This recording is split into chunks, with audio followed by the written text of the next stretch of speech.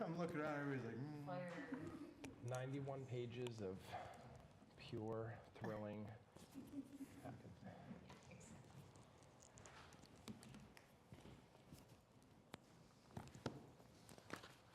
Where's Richard coming in from? I don't think he's going to make it. Oh, you're on for good. 6:59 p.m. But it sounds like, that's what it sounds like, yep. Good. Completely yard saled my jacket on the way out of the truck. Oh, man.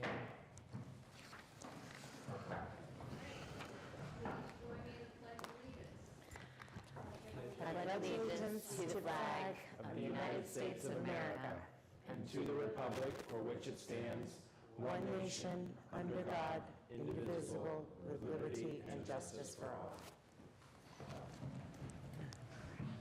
All right, so, Clerk Sullivan, would you like to do the call to order, please? Yes.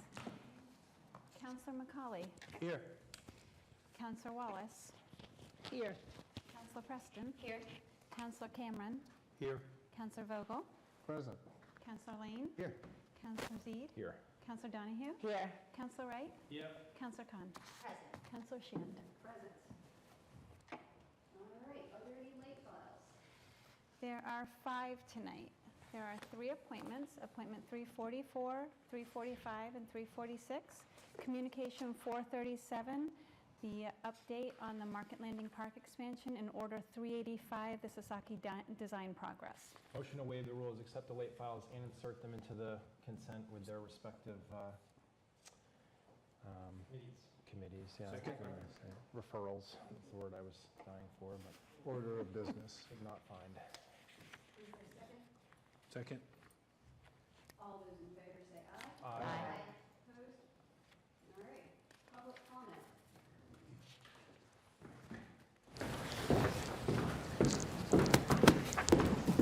I see 2 attendees in the Zoom participants. If someone would like to raise their hand now to speak to public comment, please do so.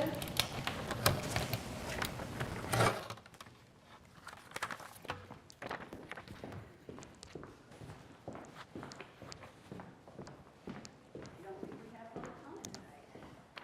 All right, no names for public comment. Mayor's comment.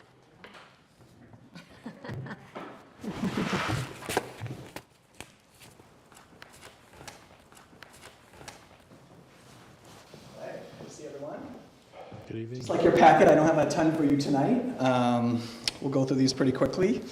We have started the fall hydrant flushing, so just to, especially for you ward counselors, we update the website every day, and we're also putting it on social media. My neighborhood got the brown water last week, so if you haven't got it yet, it's coming your way. But we are making sure that we're updating that every day, so neighborhoods should know when it's coming their way. We are still in the water restrictions, and so we did take that into consideration about moving forward with the hydrant flushing, but we're still right at 78%, which is great, and we're going to keep that on. The state just came out with their new report, and it didn't change, and so we don't anticipate them changing anything until November, so we're probably just going to keep the water restrictions on and just keep checking our reservoir capacity in the meantime. DPS, lots going on. Like I said, and I apologize for getting this report out so late today, but one thing I wanted to mention out of here, we're still doing a lot of planning for next year, either looking at sidewalk areas or troubled intersections that we could do something this fall, but also planning for the streets that are going to be done next year. Engineering has been pretty busy. We're handling a lot of these things in-house, which is great. And I think having this 5-year streets and sidewalks plan has allowed us to do this, so we're going to be in a much better position to move forward on the work next year. We did have our first kickoff meeting. Just 1 second, we have a video issue. Yeah, so the video is just not going over the feed, so if you would mind waiting 5 minutes or so until we get it back up. Can they hear me? They can hear you, so, That works for me. okay. No, it's fine. Okay, I'm sorry. So Sarah- is there no video on the room right now? Or is it just? Is that your news as well? It's just the audio. Just Right now, there's no okay. video, the cameras aren't working as they initially were. They're pointed at the ceiling, which might not be helping. But, Keep going. 5 minutes or so. Keep going. I leave it up to the council president if you want to keep going with the audio, and it looks like the Zoom is working. The Zoom's working, I think I'd rather keep going. You'd rather keep going? Okay. Yeah, so just when it comes on, Okay. hopefully I'll not be in. Okay, so sorry. Thank you. Considering there's only 2 people All watching. right. So I also wanted to just mention we had our first kickoff meeting with the Collins School, the UMass Boston, out of UMass Boston, who's helping us with the TPS director search. So we had a great first meeting with them, and the next step, working with them on job descriptions for the director's position. So we're working on that. And this was a late ad, but we're actually doing this pilot with a Cycloplur. It's a system that removes PFAS from the drinking water. So we're just getting this going. I actually got an email late this afternoon, so we're excited about this. This is going to allow us to have more options to ensure clean water in the future. And so we're going to pilot this technology, and that's coming up this week. This is this week, right? Yeah, this week. The dredge project hopefully is kicking off today. Council Wright has invited everyone down to his house to watch this take place. This will be 24/7 once they start. H&L Contracting is out of Long Island. We mentioned this in the past. It's going to be over 230,000 cubic yards of sand that are going to be put back on Reservation Terrace. We do have a page on the city website that has all the information you could possibly look for with this dredge project. So again, if your constituents are reaching out, just direct them to the planning department website page and go into projects, and you'll see the dredging plan. It's also on the first page under news for the city as well on the city website. So we're really excited that that's finally getting going. And again, weather, as long as the weather holds up, I think they're really gonna bust it out. So we're really excited to work with them. Parks reorg plan I kind of spoke about last week, but we're still moving forward. Kim Turner's doing a lot of work with the Parks Commission around visioning. We're also still moving forward with the Friends of Newburyport Parks group. We have a really great group of volunteers that have stepped forward with that, and that's going to address that fundraising and volunteer piece.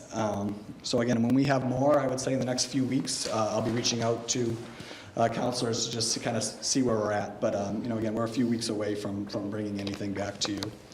Newburyport Youth Services, I did send you all an email last week when I decided not to put in the plan for 59 Low Street at this time. Just felt like, especially after going through parks and seeing how that process went, that we should probably hold off on NYS until we have a better sense of what's going to be happening with parks. And then moving forward, I really just want to meet with all of you and get a little bit more consensus around NYS at 59 Low Street before I bring something back in, and hopefully avoid some of the things that we went through with the parks reorg plan. But we're still really excited about that, so I think I'll probably end up doing that in a couple of weeks, reach out to each of you and maybe come in and meet with me and Andy Egmont, our director of NYS, and possibly Special Projects Manager Kim Turner, and go through the plan of what we have so far and kind of give you a sneak peek of what we're thinking about for NYS at 59 Low Street. Also, in your packet, you saw a link to the Fire Station 2, the Cutter Fire Station. Site review plans went right through the planning board the other night, not a whole lot of comments, which was great to see. So again, we're excited about that project as well. So we sent you that link, you can check that out. And I guess the final thing I'll mention is that officially Trick or Treat will be October 31st, which it is every year. From 5:30 to 7:30. And I was told that this is policy pretty much now, so there shouldn't be a thought of when Trick or Treat is. It's going to always be October 31st, as long as Marshall Murray is here, from 5:30 to 7:30. That's it. Questions for the mayor? Yeah, thank you, Mayor. I think one thing that we skipped over, the October 19th National Grid discussion on the rising Yes. rates. Is that going to be available, recorded as well? Or I know it says it's a public meeting, but I would just... Yeah, we could actually work with NCM Hub probably and get that recorded because it's right there at the senior center. Okay, Yeah, we yeah. can do that. Yeah, that'd be great. Yeah, that's obviously on everyone's mind, hearing about the large jump in prices to our electricity, so 64% is pretty significant. So we're going to start with that meeting, and hopefully we have a lot more information to share with residents. Mayor, thanks. I just want to make a comment about the hydrant flushing. So normally, we see hydrant flushing, and then the next day, the water subsides along the way. But what I'm hearing is that, I experienced, it was 2 days, 2.5 days afterwards. And what I'm hearing from those people that had whole home filters is the pressure was really low. So it probably is a symptom of the lower water table along the way, but it is taking the system a little longer to get back to the normalized pressure. And I mention it more for those people who think, flushing's going to happen Tuesday, and on Wednesday, you're going to be back to normal. It might be Right. Thursday, it might be Friday, going We forward. can send out a little thing as Thanks. a reminder of that too. Thank you. Any other comments or questions? All right, thank you. All right, thank you. Have a great meeting. Thank you. All right. Consent agenda. Okay, the consent agenda this evening consists of the approval of the minutes, September 27th meeting, communication 436, a letter from Anne Marie Monzioni regarding a park bench to go to Neighborhood and City Services. There are no transfers. For appointments, there's 3 reappointments. Appointment 341 of Gregory Downs of 40 Riverview Drive in Newbury, Assistant Harbor Master to go to Public Safety. Appointment 342, Mike Merriman of 6 Little Pond Road, Merrimack, Assistant Harbor Master, also to Public Safety. And appointment 343, Andrew Malatesta, 37 Federal Street, Newburyport, Assistant Harbor Master, Public Safety. And the following items will be coming out of their committees: Budget and Finance, Ordinance 117, Ordinance 118, Planning and Development, Order 379, and Order 383. Counselor, This is really just a point of information. The 2 items, the 2 orders coming out of Planning and Development went in the packet. The orders are in there, but all of the stuff afterwards is not in there, and I didn't realize that until just a little while ago. I emailed everybody if people want to see the actual easement language and then all the appendices and whatnot, so I did email those a few minutes before this meeting, and we'll get to those later in the committee. Counselor McCauley? Yeah, I'd like to remove item communication 436. Motion to approve as amended? Second? All those in favor? Aye. Oh, I'm sorry. Counselor What are we Lane. doing here? Where is that? See your hand, sorry. Yeah, removing. Just the consent agenda, move it to address it after the consent agenda. All right, so we all voted, we all agreed. We're putting that into communications, I get it. Right. Oh, we can vote on that. All right, so moving on to the regular agenda, the mayor's update. Motion to receive and file? Second. All those in favor say aye. Aye. So no first reading appointments. Communications. So communication. motion. 436. Motion to move communication 436 from NCS to Budget and Finance. Second. Second. The reason that I'm suggesting that is, this isn't a parks operational issue that would normally go to NCS. This is a budget issue. Who's going to pay, who's going to refund the money? More than anything else, this is a financial issue, and I think it would be better served in discussion under Budget and Finance. Okay, so everyone understands we've got communication 436 instead of going to NCS, going to Budget and Finance. Oh, Counselor Wallace. Thank you, Chair. I would agree with that, being Chair of Neighborhood and City Services. I think this might get into some of the finances more, and I think Budget and Finance would be the right place to put it. Thank you. All right, so all those in favor of moving communication 436 from NCS to Budget and Finance, say aye. Aye. Opposed? No. All right, 10 yeses, 1 no. No transfers, no second reading appointments, no orders. Moving on to ordinances. Ordinance 119. So ordinance 119 is a second reading. It's an amendment to Chapter 13, Section 138 of Plummer Avenue and restricted parking. Motion to approve on second reading. Second. All right, so Councilor Motion is McCauley, 2 and then seconded by, You can give it to Councilor Lane. okay, Councilor Lane. All right, roll call. 120 and 121 collectively? Second. All right, roll call for the 3 ordinances on 119, 120, and 121. Do you want, excuse me, point of order? Do you want to read those into the, Yes, Clerk Sullivan, would you do that, please? Sure. Ordinance 120, second reading is Plummer Avenue drop-off zone, and ordinance 121, second reading is Merrimack and Plummer Street safety zone revision. Thank you. All right, Thank roll you. call. Counselor Donahue. Oh, me first, yes. Counselor Khan. Yes. Counselor Lane? Yes. Counselor McCauley? Yes. Counselor Preston? Yes. Counselor Vogel? Yes. Counselor Wallace? Yes. Counselor Wright? Yes. Counselor Zede? Yes. Counselor Cameron? Yes. Counselor Shan? Yes. All right, moving right along. Ordinance 124. Ordinance 124 is coming in for the first time. It's to amend the noise ordinance. Motion to refer to public safety Second? and add in 126 and 127 as well. Second. Amend ordinance chapter 13, 180 resident parking, and 127 is a handicap space on Olive Street. All right. Roll call. Counselor Donahue? Yes. Counselor Khan? Yes. Counselor Lane? Yes. Counselor McCauley? Yes. Counselor Preston? Yes. Counselor Vogel? Yes. Counselor Wallace? Yes. Counselor Wright? Yes. Counselor Zede? Yes. Counselor Cameron? Yes. Counselor Shan? Yes. That leaves us with ordinance 125. Motion to refer to planning and development. Second. It's building, an ordinance to amend chapter 5 buildings and building regulations. All right, I don't think we need to have roll call to move it to a committee, so all those in favor of moving it to planning and development, say aye. Aye. Opposed? All right. Committee items. Ad hoc for the Brown School. Counselor Vogel, do you have a meeting set up? Yes, boy, that was quick. We are right there. Thank you. Yes, and as a further update, the planning director, myself and Christine Medora, the facilitator, we met this afternoon and discussed moving forward. So we're looking forward to the meeting on the 9th of November, 7 o'clock. We're attempting to meet at the upstairs at the Senior Community Center. I'll send out another reminder and an exact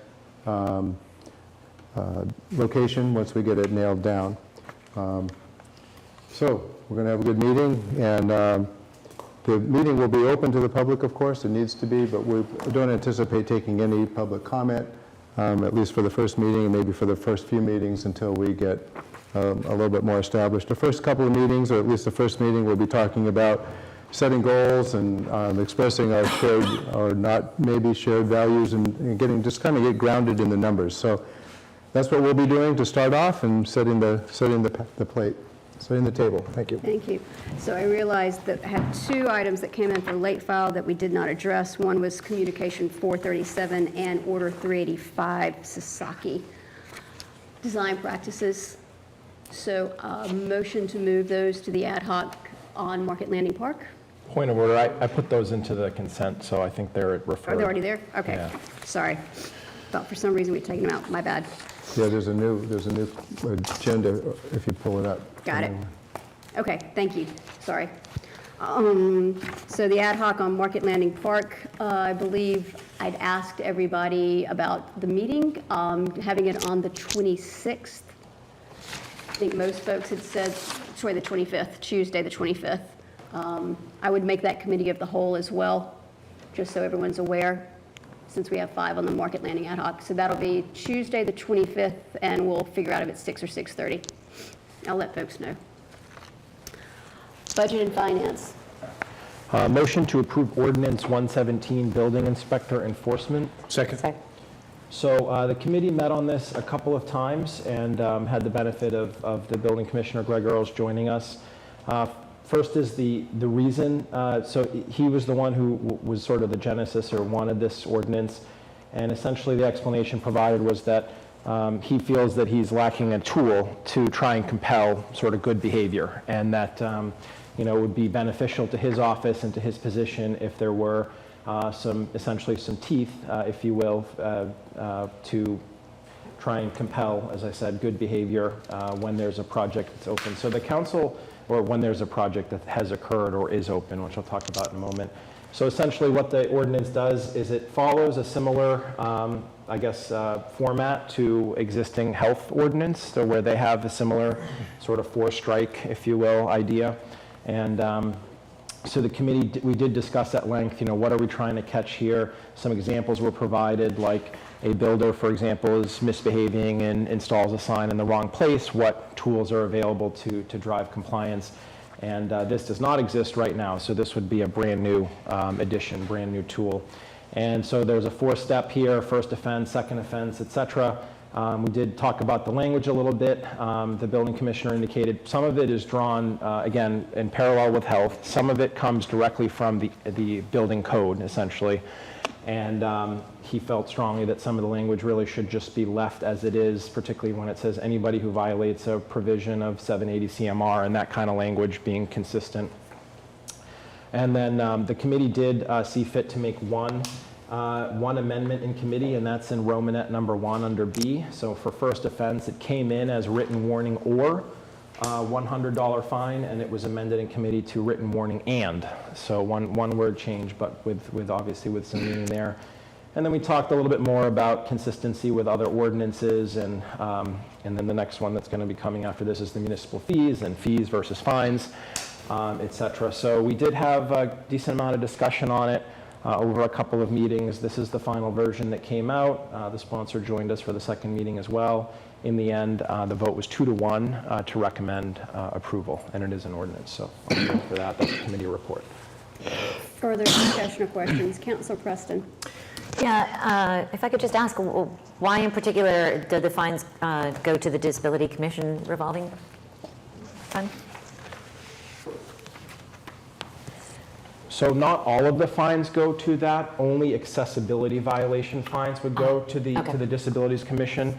The rest basically goes into, it's actually kind of silent on it here, but typically it would go into like the associated revolving fund or the general fund if it's a fine. So. Thank you, Councilor Zaid. Sure. Further questions? While I'm standing, I'll just, because I'm the one, so I just wanted to explain. So one of the challenges we ran into in the conversation is that the way the language is written, to me anyways, as the dissenting vote, wasn't clear about, going back in time versus that this is not specific to just if a project is open right now. So the idea was, or the question was, what happens if you have a project from, say, 10 years ago that now somebody is saying is non-compliant? And we kind of went around on this, and I think some of the discussion came back to just, well, discretion will be used where it makes sense, or you built it, you own it forever, And to me, that was a little bit challenging to accept, just because that's sort of like going back in time. And then, so who do you really blame? And I, as having been involved in some different disputes over the years, just worry that something like this may be used in an unintended way. I don't think there's any ill intent, it's just the way the language is written. And so I thought about, could it be written in a different way to only go for open projects, but that actually wasn't the desire they wanted, or there was a desire to have a little bit more. So that's why I voted no on committee and why I vote no tonight as well. Thank you, Councilor Zaid. Further discussion or comments? All right, roll call on Ordinance 117. Okay, for Ordinance 117, first reading, Councilor Donahue? Yes. Councilor Khan? Yes. Councilor Lane? Yes. Councilor McCauley? Yes. Councilor Preston? Yes. Councilor Vogel? Yes. Councilor Wallace? Yes. Councilor Wright? Yes. Councilor Zede? No. Councilor Cameron? Yes. Councilor Shan? Yes. Next is Ordinance 118, motion to approve, amend municipal fees. Second. Okay, here we go. I'll do my best to try and summarize this. So we had several meetings on this in committee.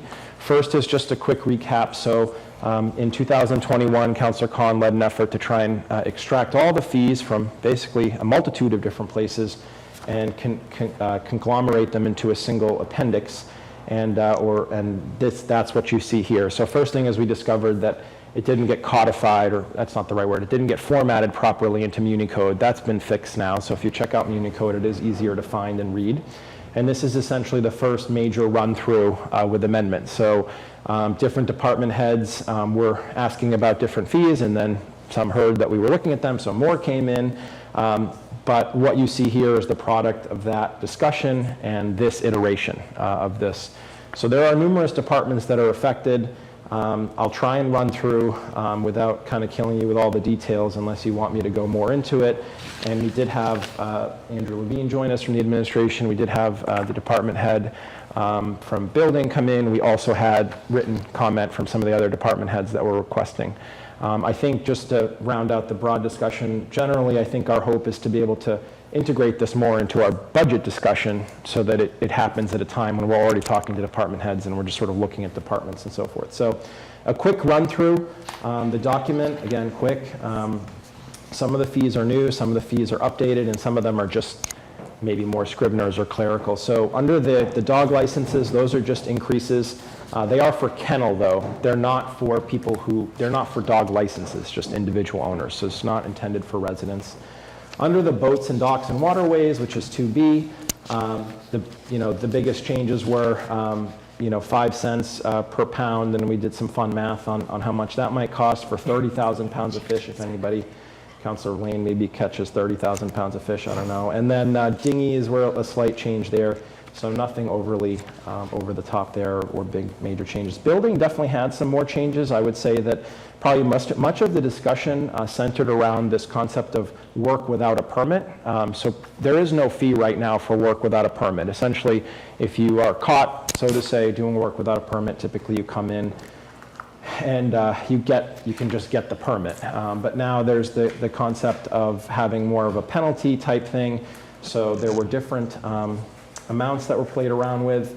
And there are numerous versions of this document, so I'd be hard-pressed to tell you what all the iterations were, but basically what you see is the lesser of double the permit cost or $2,000, whichever is lower. So essentially it imputes a penalty into it. So if you should have had a permit and didn't have one, you could be paying more, as you can see there. And that kind of concept recurs throughout the plumbing and gas and so forth. Then getting into some more of the other fees, again, work without a permit, you'll see several times. Under electrical, there were definitely some changes. According to the building commissioner, these were designed to respond to feedback they're getting from essentially from quote-unquote customers, which are usually electricians who pull these permits, who are looking for a little bit more surety on what the final price is going to be. So they were trying to include a certain number of fixtures or a certain number of inspections that would be typical. So that people could better estimate what the final thing was going to be. So I'm going to kind of leave it from that on electrical and building in general. In terms of municipal facility fee use, you'll see some changes there, particularly for the senior center. Probably the biggest policy question change was the hours that the space is even available to rent. Previously, it was 8 a.m. to 10 p.m. Monday through Friday. Now it's Monday through Thursday, 4 p.m. to 10 p.m. So essentially not available to rent during the day anymore, with the theory being that the space really should be used for municipal purposes during that time. So it's a double part thing here where there's some discussion on the language, but also a policy change on when the building or when the spaces are even available to rent in the first place. The things you see there about the differentiation between commercial and then nonprofit civic organization was also a bit of a discussion. As you can see, they had always sort of differentiated between the two, but kind of cleaned up the language to specify commercial private function versus non-private, as they now call it, and or civic organization. So a little bit of a differentiation there, and then that continued through into some different organizations. At the bottom, you'll see a footnote that says, for community organizations that do not charge a membership fee, do not hold fundraisers, and do not accept donations, basically, there is no fee during the weekdays and a lesser fee on the weekends. So this is, again, another policy question.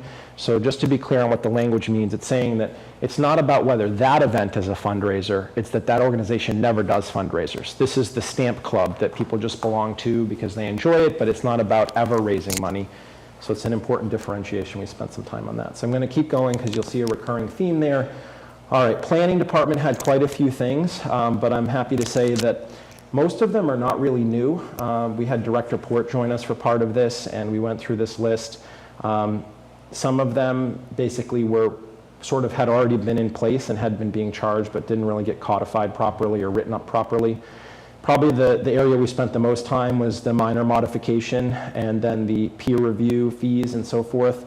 That definitely is a change. So essentially what Andy Port said was they were trying to discuss when people come in and want to modify existing plan and whether they need to pay or not. And under this, a minor modification, as you can see, is $50.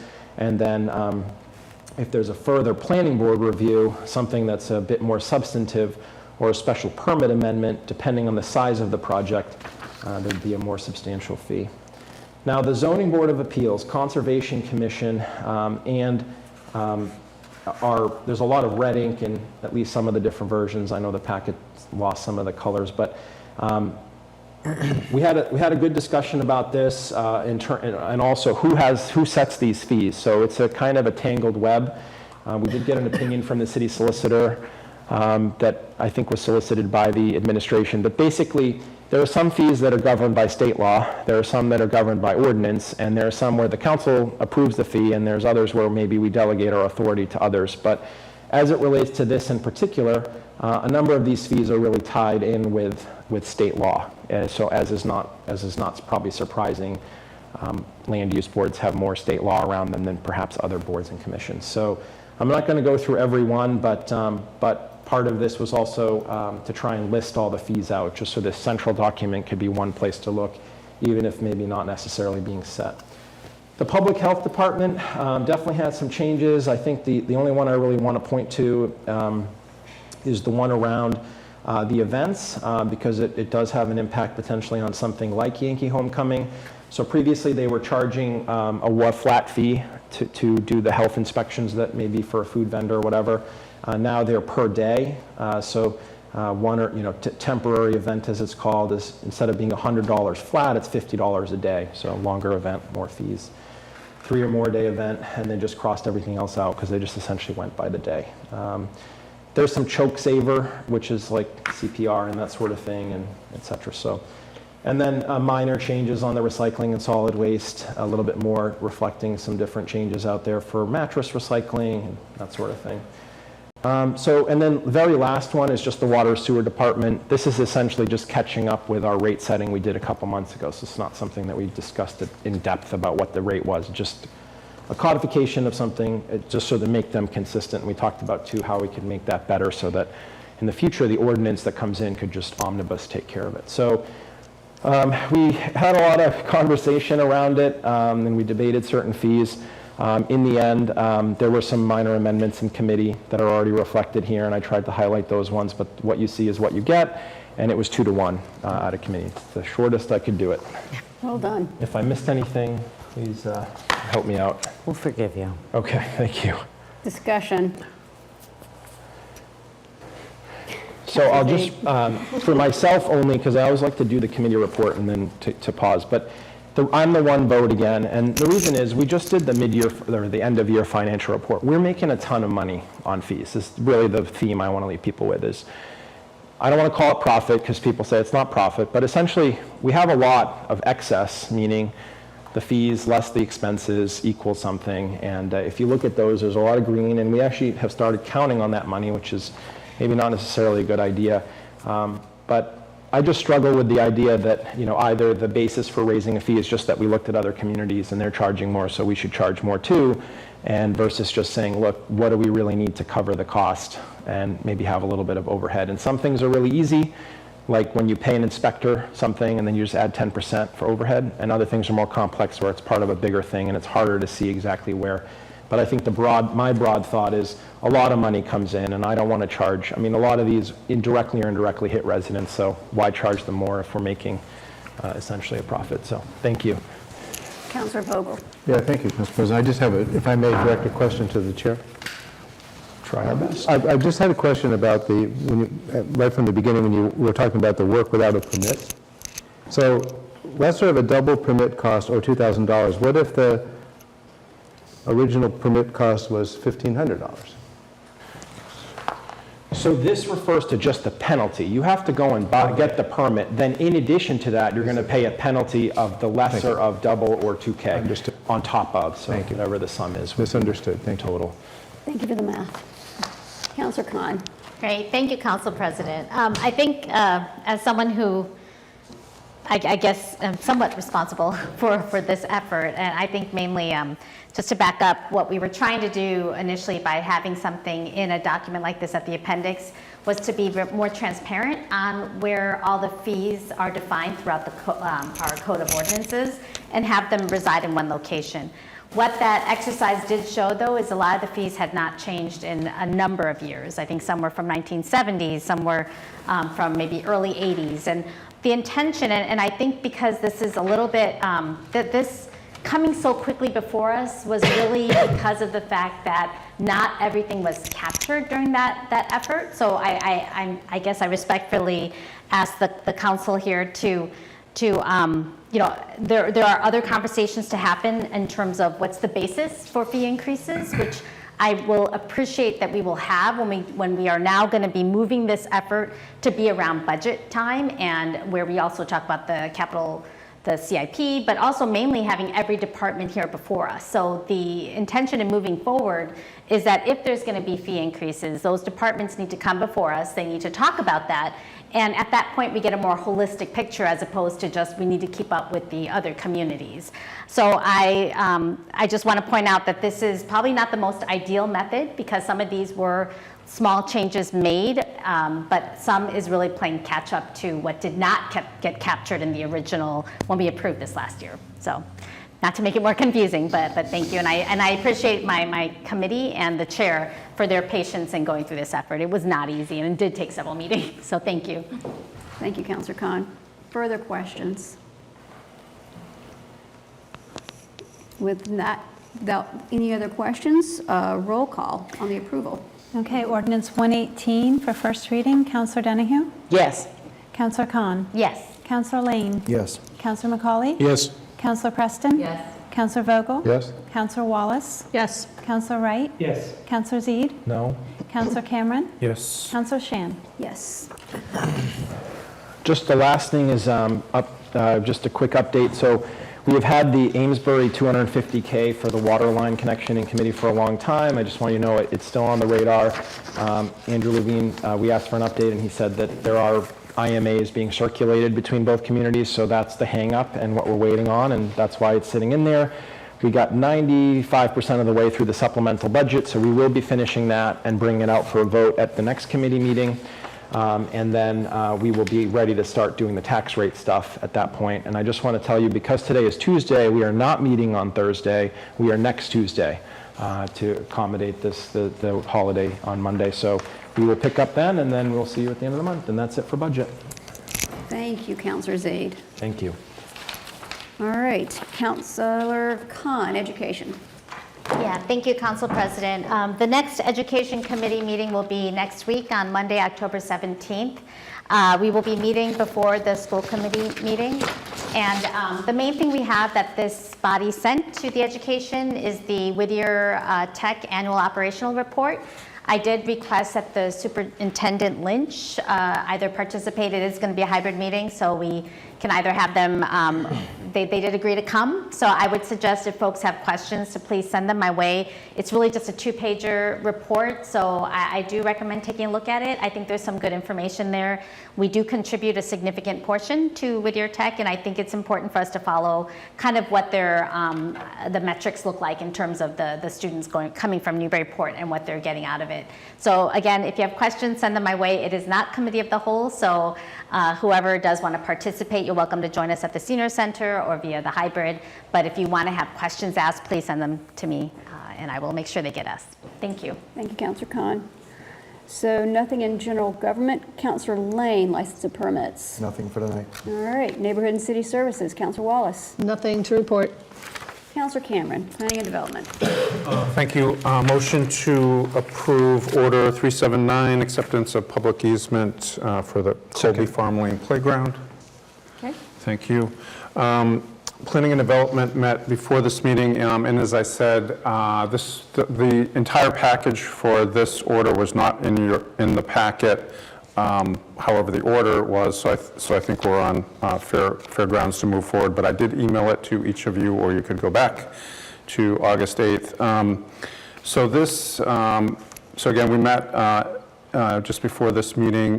Lisa Mead is the attorney for the developer, and essentially this would be For the playground that is on the right side of Colby Farm Lane as you go down, it has been completed.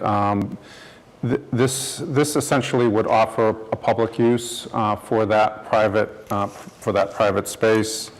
The condo association ultimately would be responsible for maintaining this, and Councilor Wallace asked, how do we enforce that? And based on the easement, there could be some zoning enforcement, and also there was a feeling from Attorney Mead that the insurance carrier who would be insuring this on behalf of the condo association would assure that it would be well maintained. So basically, it would allow public access to it. This was recommended for acceptance by the Parks Commission a few weeks ago. There were some emails that committee members were on around the inspection of the playground. There's a certain company that inspects playground equipment. There was some back and forth and some improvements made there. And Mike Hennessy, the Parks manager, okayed the playground equipment. Again, this is going to be maintained by the condo association. So if we accept it, the public would be able to use it. If we don't accept it, then it's going to be a playground just for the people there. There are 4 parking spaces plus a handicap space that are inline parking. Those are not parallel parking. My understanding is you can park on the left there, which seems a little narrow to me. The crosswalk is getting put in tomorrow. Certainly of interest is just the safety of that area. Just in terms of the traffic. And I think that's just something we're going to need to monitor over time. But again, this is a nice public amenity, and it would be the only second fully accessible playground in Newburyport. So that's it, and we did recommend to approve it 3-0. Thank you. Thank you, Councilor Cameron. Further questions? Councilor Zede. I did have a couple questions. So one is, on the insurance, so we need to get a policy and provide it to them. That's the way this reads.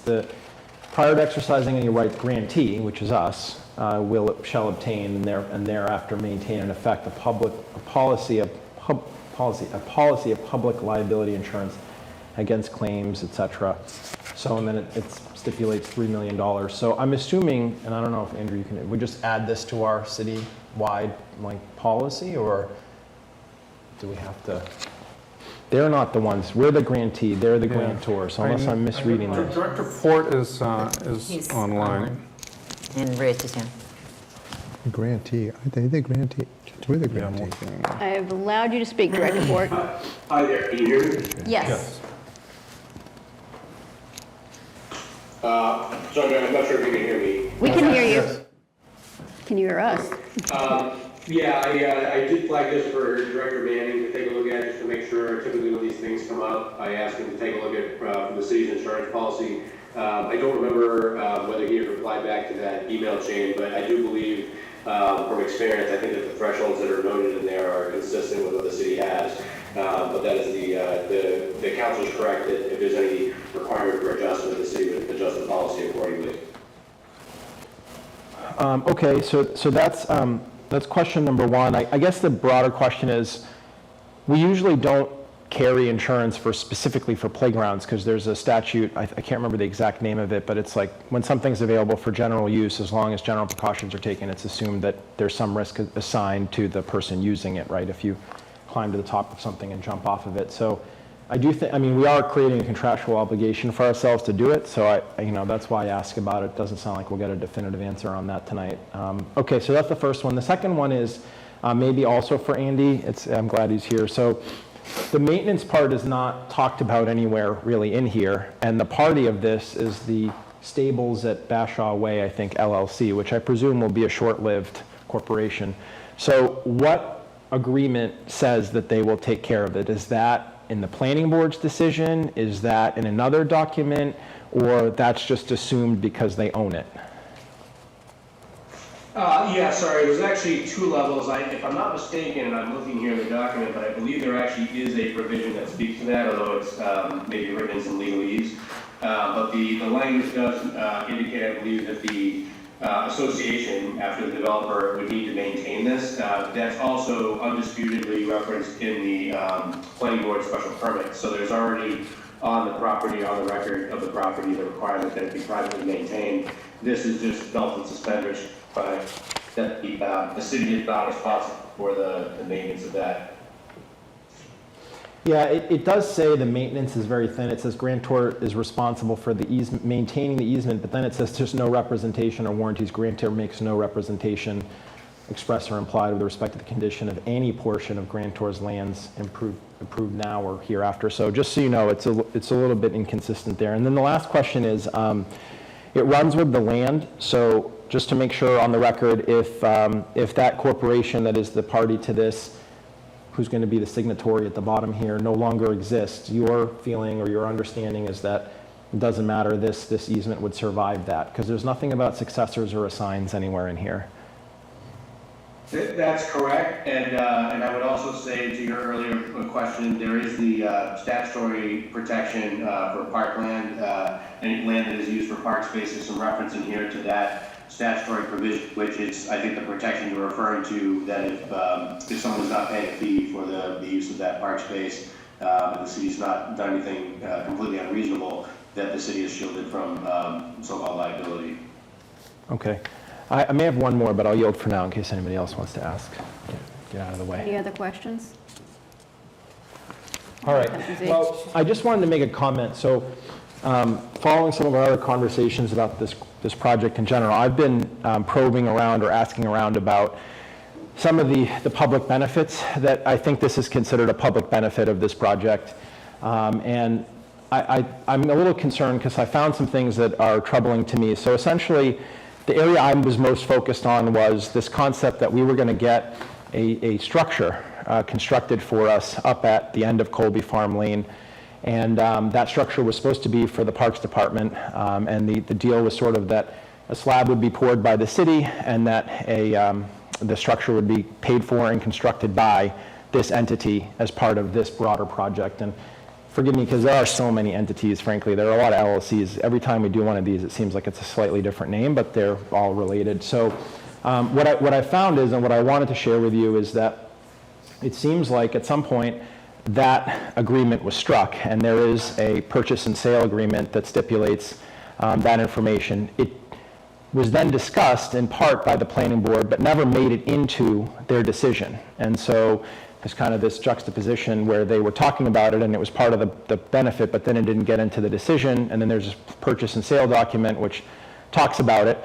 And then later, as we know, we don't have that building, right? So the end of the story is, or maybe it's still the middle of the story, is that that part of the public benefit, or that part of the agreement, depending on how you want to talk about it, was nixed. And in exchange, or instead thereof, a nominal amount of $60,000 was paid to the city. Some may know this whole story, some may not know any of it. And my concern is a couple things. One is I'm still trying to find out where the $60,000 went. So I'm waiting to hear back from finance about what account did that go into, how will it be spent, or will it be appropriated. Second thing is, it seems clear to me that there were some blurry lines between what was essentially, it became a development agreement, which is very germane to some of the conversations we're having today, and what was part of the public benefit process, and how those two things interplay with each other, and who can make those deals and who can modify those deals. So there are a lot of challenges there.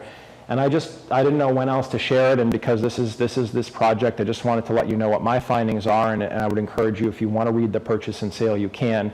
But it's not great, to say the least, and I know we've been trying to get away from these things in the past, and Andy is welcome to, he's helped me with some of the information that I've requested so he could speak to it too. I don't think we're getting the building anymore, to say the least. I hope we can find the 60 grand and maybe put it to some kind of use, either for the city broadly or for that neighborhood if that's what it needs. But I just wanted to share the results of some things I've been working on. So correct me if I'm wrong, Director Porp. I was Chair of Planning and Development when we had this initial discussion. I believe the $60,000 went into the Parks Department. Director Porp, can you speak to that one? We can certainly go back into the minutes of that meeting, but.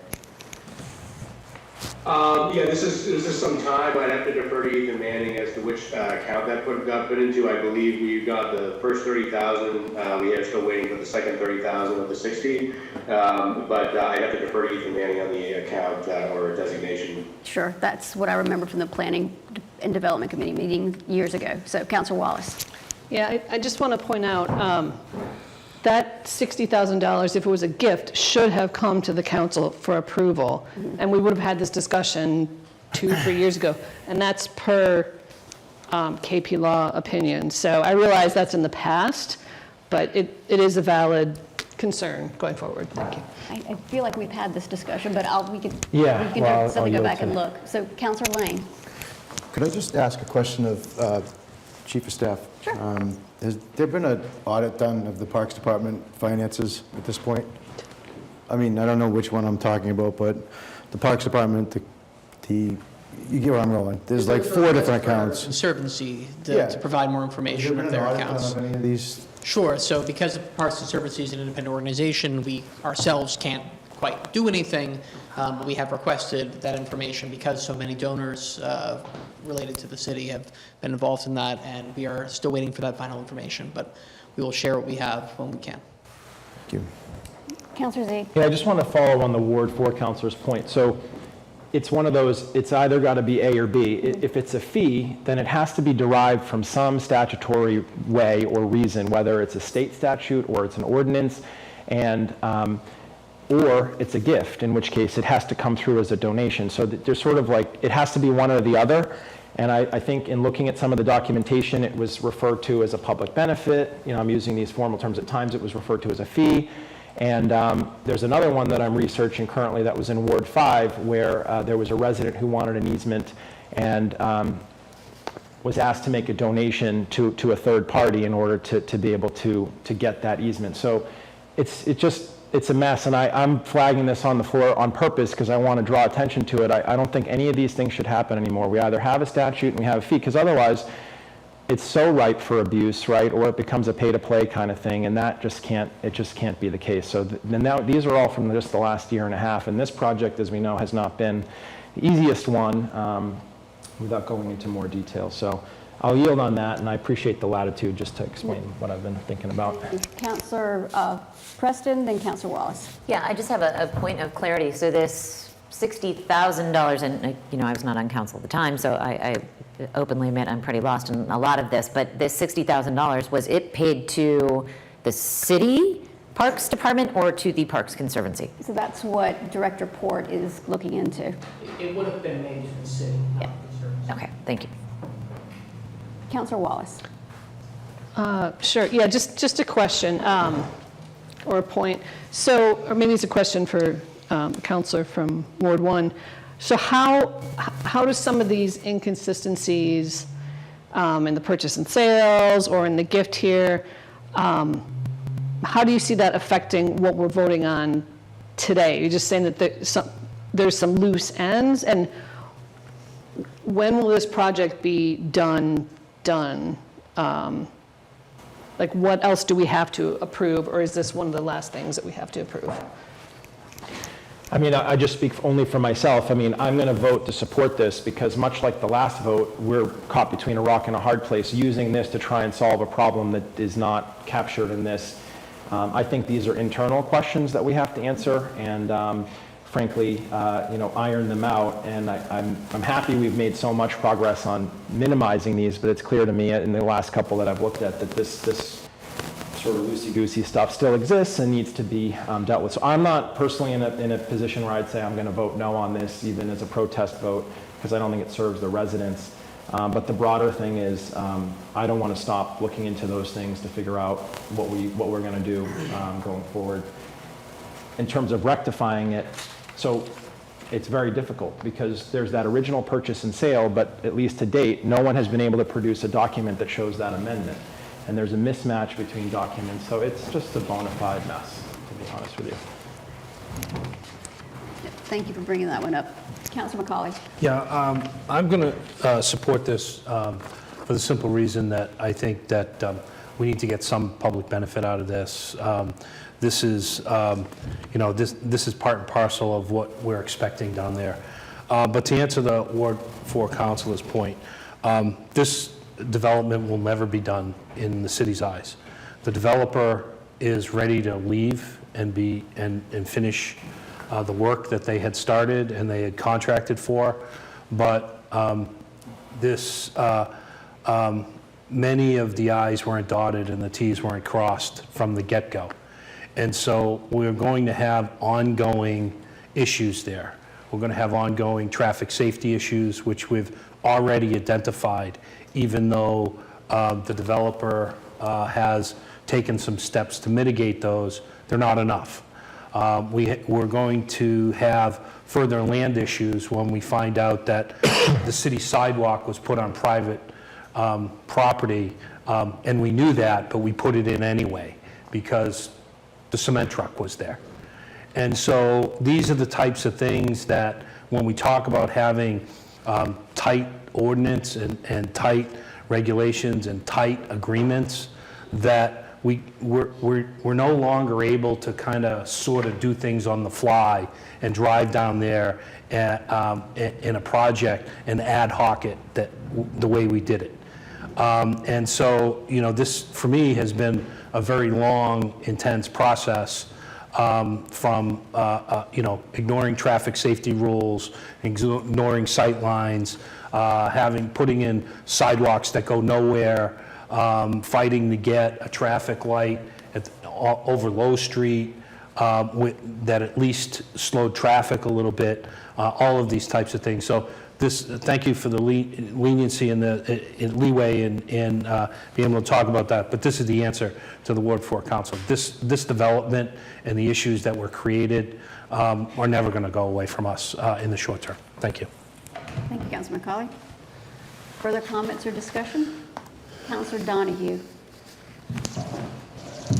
Thank you, Chair. I will be voting in favor of this particular piece tonight because it does create the accessible pathway to the accessible playground.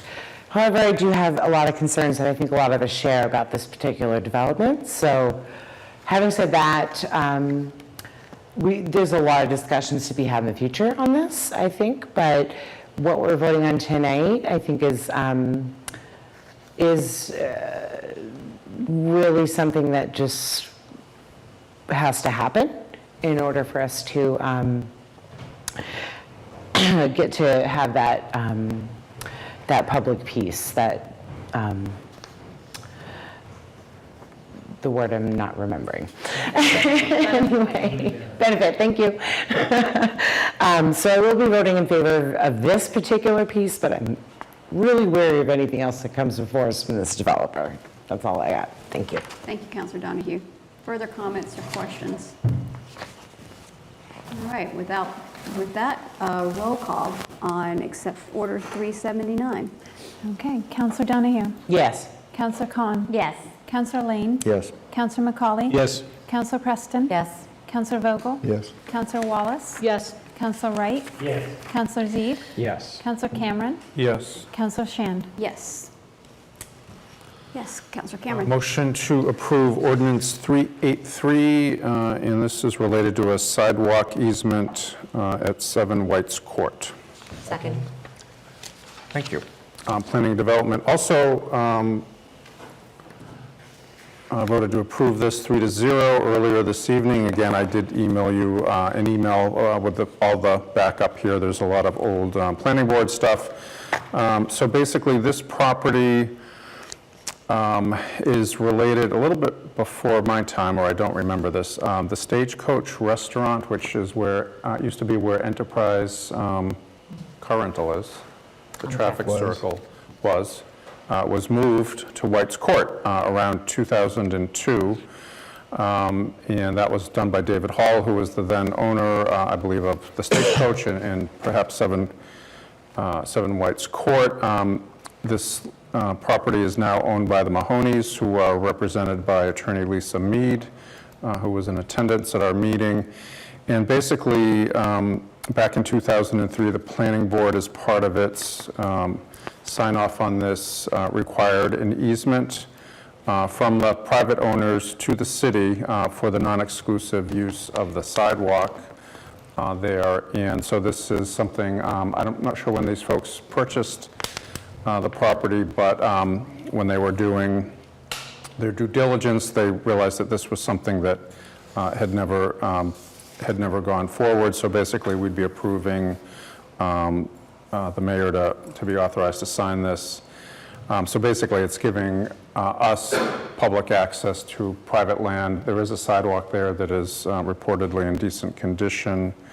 We did vote for this 3-0 with 2 minor amendments, which are in what I emailed you, and I'll make sure that we get this into the record. And those, so I guess that's a motion to approve as amended in committee.